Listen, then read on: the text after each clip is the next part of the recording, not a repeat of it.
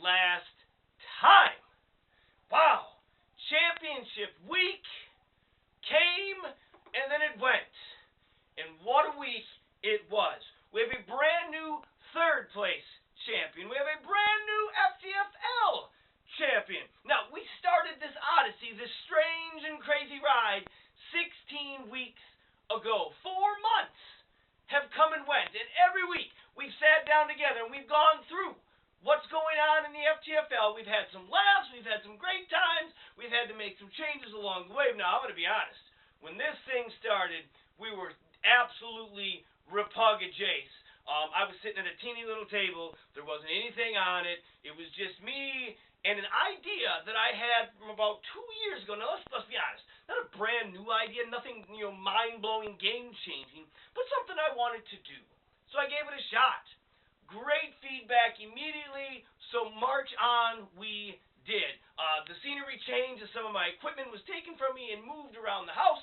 The FTFL studios expanded, it grew. There was even once we had to film this in the cold of the garage, but that's how important this show was to me and hopefully to you as well. Now, throughout the season, we've seen a lot of things happen as far as the rules, and we'll talk a little bit more about that later. We've seen lots of players come and go, mainly from Sid's roster, and let's not forget, Duke Johnson, 5 teams this season. Sadly, not in a roster to celebrate at the end of the season with any of our championship teams.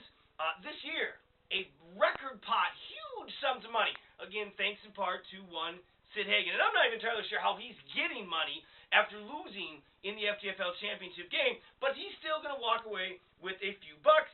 Really 2 games on the schedule this week, that was it. Money for 3 of the 4 contestants, 1 going home without, and that's the game we're going to start with. The third place championship game, Bazinga taking on Ryan Deesum's Titties and Balls. Bazinga almost scored 90 points. Good week. Almost a great week. But Ryan Deesum had other thoughts in mind. 121 to 89.5, and Ryan Deesum joined a very exclusive club of owners who have not only won a third place championship, but also in the FTFL championship, like I did back in 2003 to boot. If you're Ryan Deesum, 3 players with 24 plus points: Andrew Luck, Travis Kelce, and Jordy.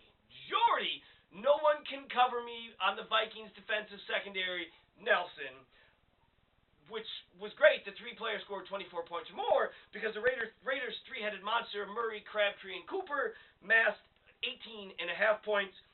Only 1 player below 6 points. Deesum's team showed up, sadly not 1 week ago, because it would have got him into the title game, and he would have beat both of the title contestants this week.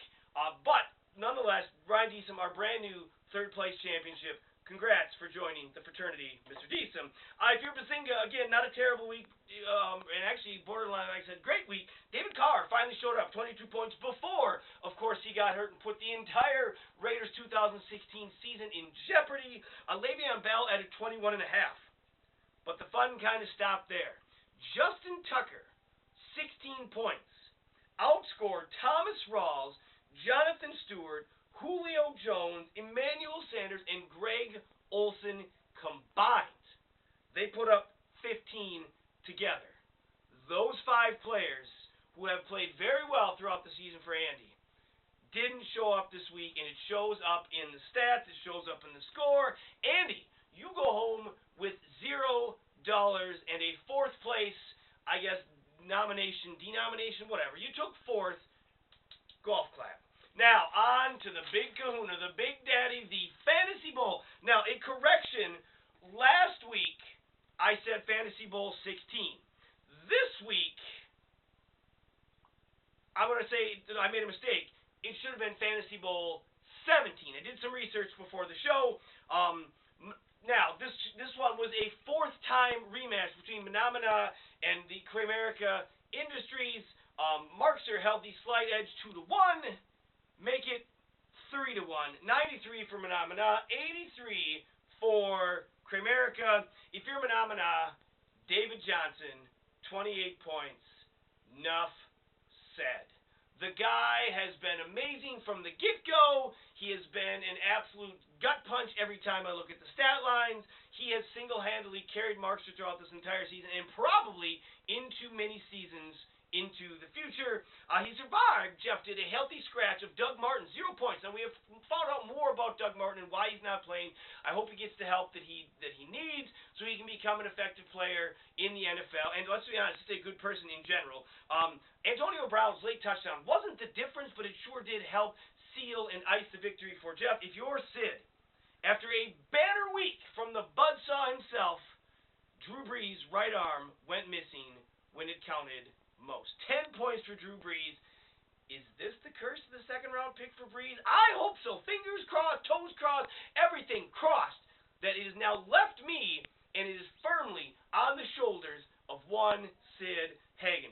3 touchdowns total from his position players this week. Matt Bryant, his kicker, 20 points. Had they played kicker versus kicker like happened last week, last year, Sid would be our FTFL champion, but that's not how we play it. Had he started Colin Kaepernick, which I know you weren't going to, but had you, we got to just take some salt and throw it in that wound, rub it in there a little bit. 24 points would have been the difference. Would have been the difference. All right, so now, what I want to do, now that we've covered the championship game, I want to go ahead and take a moment to give our champion a call and let him, we'll congratulate him, let him talk a little bit about his season, and give his thoughts and ideas on what he felt about the championship game, what he feels about the future going forward. I'm sure he'll mention a thing or two about David Johnson. We're going to go ahead and dial this up. I'm going to hit speaker here, crank it all the way up to 11, angle this out this way, get some water here.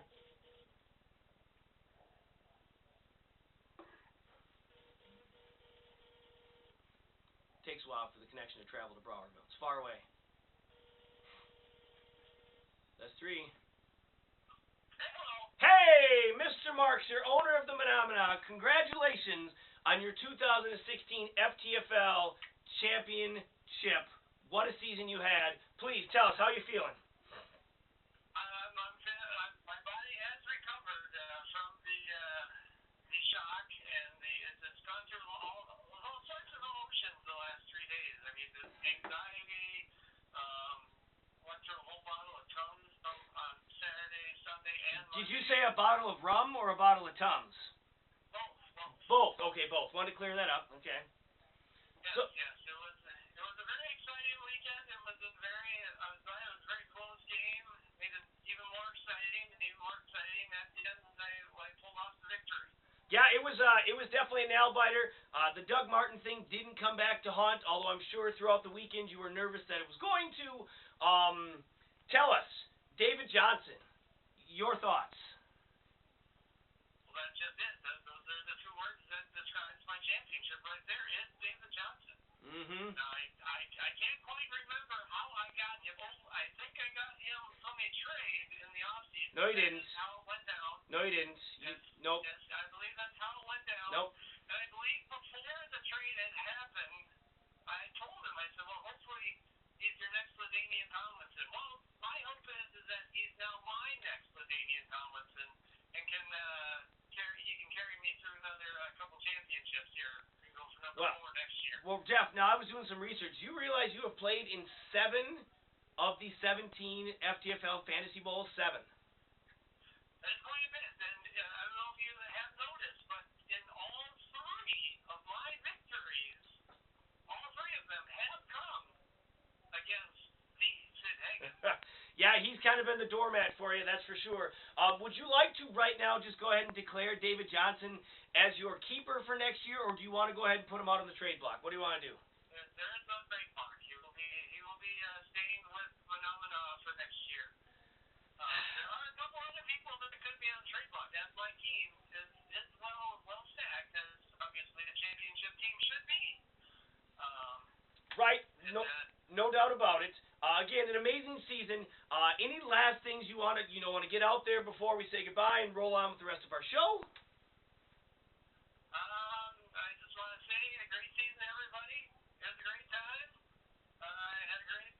It was a great run. It's great to be the first 3-time champion. You know what? That's something we've been talking about for a number of years.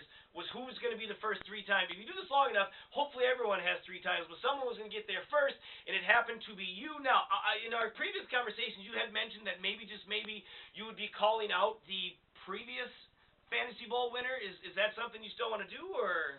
That is something that I'd like to do, yes. Yes, you read my mind. That was going to be my next comment. I was going to call out the other log cabin pizza owner. Log cabin has had kind of a dynasty here on the championship. Adam won it last year. I won it this year.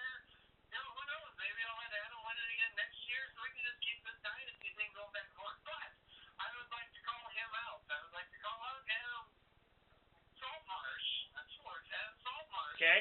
And to give me one more last chance, Paul. He did not beat me in the regular season. Correct. He was champion last year. I had champion this year. I think week 17 should be the determining factor of who is the true Log Cabin Pizza Fantasy Bowl champion. All right, so you're calling for the Log Cabin Bowl Week 17. You versus Saltmarsh. Sounds perfect. I've got a couple other games. Hopefully that'll happen next week. Jeff, I thank you for taking time to talk to us tonight. Again, congrats on your championship. Again, David Johnson, he may be a keeper, but every man's got a price. That's what I'm going to say. Every man's got a price, and everyone's going to pay. Yes, thank you, Jeff, and we'll talk to you again soon. All right, thank you, and wonderful show. Thanks. I look forward to it every week. Thanks, Jeff. I appreciate it, dude. We'll see you later. All right. Bye-bye. All right, well, that was super duper awesome talking to the champion again 3 times. First guy to do it. Now, we're going to wrap up a few things and shut down this show for the final time of the 2016 season. We've been doing Stud of the Week, Dud of the Week. We're going to give you today Stud of the Year and Dud of the Year. Stud of the Year, we just talked about him, David Johnson, hands down, not even close. Single-handedly carried Jeff's team. He is absolutely phenomenal. It pains me just to think about him because he could have been me. Dud of the Year. There's a number of guys I thought about giving this to. I thought maybe Todd Gurley because he didn't live up to expectations. He still scored over 100 points. I thought maybe Cam Newton because he, too, didn't live up to expectations. I then thought, well, what about Ed Lacy? Didn't play but 3 or 4 games, 5 games, but definitely, as a keeper, a letdown. But then I found a first-round pick who totaled 9 points for the season. Oddly enough, or coincidentally enough, his owner ended up 3-10. Linkowitz, first-round draft pick, Jamal Charles. You, sir, are the dud of the year. As far as the decent update, we've had a lot of good ones, and I'll go back and look at this stuff as we get ready for next year's draft. But as far as for this week, Sid, all the money spent. Second place. Now, second place, you're still in it. But, man, you went all in. No first-round pick. No second-round pick. Going to be tight. Plus, you got Drew Brees. That's it. The kiss of death right there. David Johnson, again, might as well mention I traded away for David, for other players, draft picks, gave up David Johnson. We know how that ended. Next week, we're shaping up, not any sort of official games, but definitely the Give Me One More Chance week, week 17 in the FTFL. You just heard it. Markster called out Saltmarsh. He wants the Log Cabin Bowl 2015 champ versus 2016 champ. Talked about, swapping back and forth between the two. I don't know what that was about. Also, Sid versus Deesum is on the books. 0-3 this year is Deesum against Mr. Hagan. See if he can make it 1-3 or Sid can put 4. I don't think it's ever been done in the history of the league. 4 wins in 1 season. Also, I'd like, again, Eric called me out. I suggest the following. Me versus Eric, who I beat twice, versus Adam Swart in the FTFL's first ever 3-way. Swart, you lost to me twice. Eric, you lost to me twice. I dare both of you. Take me on. See if you got what it takes. I don't think either of you does. Now, any other games, call it out. Swart will set it up as one of his last acts of commissioner, because as we look forward to next year, Swart will no longer, he'll be co-commissioner. Ryan Deesum and his titties and balls are taking back over the day-to-day operations of the league. Maybe, just maybe, before it all gets started, we'll sit down and we'll put together a rule book. Not use the Yahtzee rule book, not even use our current one, maybe an official one that gets typed up, put on the website, so we have every single thing crystal clear in print. We saw a lot of weird things happen this year. The waiver wire kind of worked, kind of didn't. Lineups, healthy scratches, all this stuff needs to be addressed so that we can go forward with a clear conscience and a clear set of answers. If you still owe money, make sure to give it to whomever you live closest to that might have won money so that it's easy for that person to get their money. That probably seems like the best method of doing this. Put it on your calendars. The draft, August 26th. It's going to happen. With or without you, Mr. Eric, it's been tossed around. Maybe it's time for the road trip. Maybe just maybe Chicago. We'll see what happens. August 26th. Put it on your calendar. You know what? I'm going to go ahead and we're going to end this year in the very same fashion we began it. Again, when I started this little teeny tiny show, which let's be honest, is still a teeny tiny, no budget show, I didn't know what to expect. I didn't know if people would like it. I didn't know if people would take time to watch it, and you have. And you've been awesome. And all the support you've given me throughout this year has been phenomenal. I look forward to this each and every week, and I will miss sitting down on Tuesdays or Wednesday nights to go ahead and put together the current week's weekly update. Now, before we get into the final closing, I would just like to go ahead and just, a few people I'd like to thank. I'd like to thank the person in charge of lighting, me. I'd like to thank the person in charge of sound, me. I'd like to thank the person in charge of video, me. I'd like to thank the person in charge of editing. That's right, you guessed it, me. I'd like to thank the best boy Grip, who is also me. I'd like to thank the producer, me, and of course the host, me. But really, again, the FTFL update has been an opportunity for us to get together each week. We get together but twice a year, maybe once.